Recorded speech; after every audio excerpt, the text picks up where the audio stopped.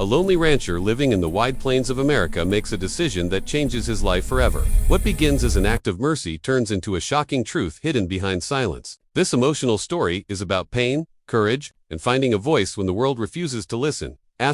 Like, share, and subscribe. And tell us where you're watching from now. Let's get started. The Montana plains stretched wide and empty around Eli Carter's ranch, a land as lonely as the man who worked it. At 38, Eli had grown used to silence. His wife had died years earlier, the town had slowly forgotten him, and the ranch barely survived under his rough hands. Each morning followed the same rhythm: feed the horses, mend the fences, stare across the dry land as the sun climbed. He spoke to no one, not even himself. Silence felt safer than hope, yet beneath his hardened routine lived a quiet ache. Something unspoken that followed him through every long, empty day.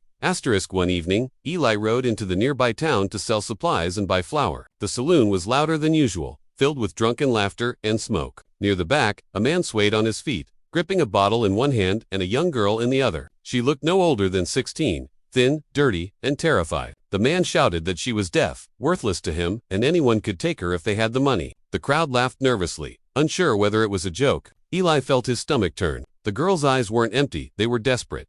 The man kept shouting, slurring his words, pushing the girl forward like livestock. Eli noticed how she flinched at every sudden movement, how her hands trembled though she made no sound. He watched her closely and realized something unsettling. She seemed to understand more than a deaf person should. When someone laughed loudly behind her, her shoulders tensed. When the man cursed, her eyes filled with fear. Eli's chest burned with anger. Without planning it, he stepped forward, threw money onto the table, and told the man it was enough. The drunk barely looked at him, grabbed the cash, and staggered away. Outside, the night air felt cold and heavy. The girl stood silently beside Eli, staring at the ground. He spoke gently, assuming she couldn't hear. He told her she was safe now, that no one would hurt her. She didn't respond, only nodded faintly. Eli offered her water and a blanket from his saddlebag. When he motioned toward his horse, she followed without resistance. The ride back to the ranch passed in complete silence, broken only by hoofbeats and wind. Eli wondered what kind of man sold his own child, and what kind of future awaited a girl like her. When they reached the ranch, Eli showed her the small spare room near the kitchen. He pointed to the bed, the lamp, the wash basin, explaining everything aloud out of habit. She watched his lips carefully, her expression unreadable. He left food on the table and stepped away, giving her space. That night, Eli lay awake longer than usual. The ranch no longer felt empty, yet the silence felt different, heavier, more aware. He told himself he had done the right thing. He didn't buy her as property, he rescued her. Still, the memory of her frightened eyes wouldn't let him rest.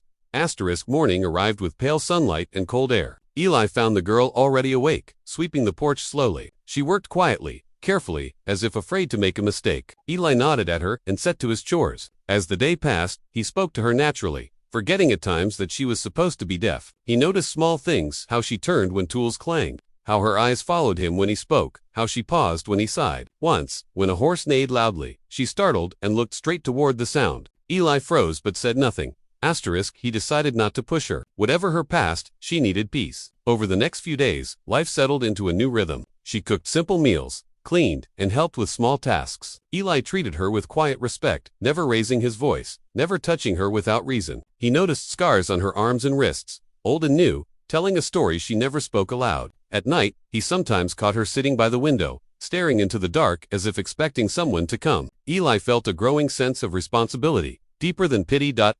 One afternoon, while repairing a fence, Eli whistled softly without thinking. Behind him, the girl smiled just for a moment before quickly hiding it. Eli turned slowly, his heart pounding. She dropped her gaze again, pretending nothing happened. That single smile shook him more than anything else. It was the smile of someone who heard, who understood, who had been pretending for a long time. Questions crowded his mind, but he held them back. He didn't want to frighten her. Whatever the truth was, it would come out when she felt safe enough.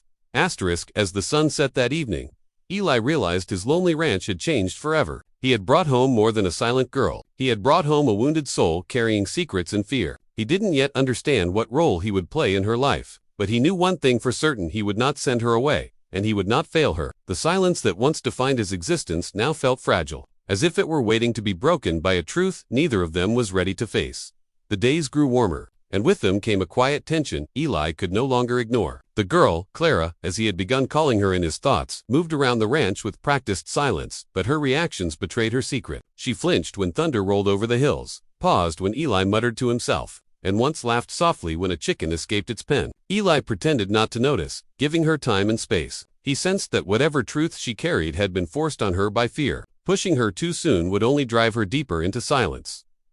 One evening, while they sat across from each other at the small wooden table, Eli tested his suspicion without cruelty. He set his fork down gently and, in a calm voice, spoke her name while facing the wall. Clara. The room went still. Her hands froze mid-motion, knuckles whitening. Slowly, she turned toward him, eyes wide and trembling. Tears filled her eyes before a single word left her lips. In that moment, the lie she had been living shattered, and the weight of it crushed her composure.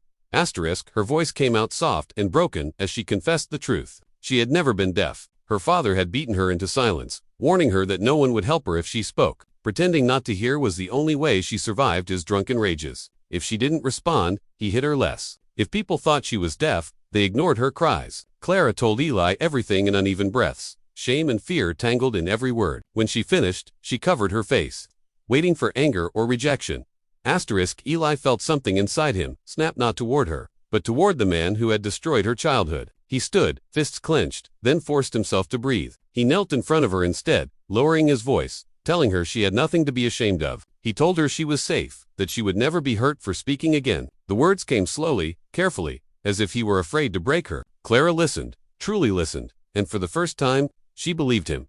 That night, Clara slept without bolting the door. The ranch, once silent and heavy, felt warmer. In the following days, Eli helped her learn what safety felt like. He asked before touching her shoulder, announced himself when entering rooms, and never raised his voice. Clara began to speak more, though some days silence still wrapped around her like armor. She shared fragments of her past long nights, hiding in corners, empty cupboards, promises broken, again and again. Eli listened without interruption, letting her story exist without judgment. As trust grew, so did Clara's confidence. She laughed more openly, her voice gaining strength. She helped Eli with the horses, humming softly as she worked. The ranch transformed into something alive, no longer just a place of survival. Eli found himself smiling without realizing it. He had spent years believing his life was already written lonely, quiet, unfinished. Clara's presence challenged that belief. He wasn't just protecting her, he was healing alongside her, learning that care could exist without loss. One afternoon, a stranger rode up the dirt path, a man from town who mentioned seeing Clara's father again. Eli's body tensed, but Clara surprised him. She didn't hide. She stood tall, her hands steady, and said she wasn't afraid anymore. Eli realized then how far she had come. The past still hurt, but it no longer controlled her. Eli made it clear to the man that Clara belonged nowhere else. The ranch was her home now, not because she was owned, but because she chose to stay. As summer faded into autumn, the land changed colors, and so did their lives. Evenings were filled with shared meals, quiet conversations, and comfortable pauses. The silence between them no longer carried fire, it carried understanding. Eli understood that love didn't arrive loudly. It grew slowly, through patience and protection. Clara understood that her voice mattered. Together they found something neither expected, not rescue, not obligation, but a shared future built on trust, truth, and the courage to finally be heard.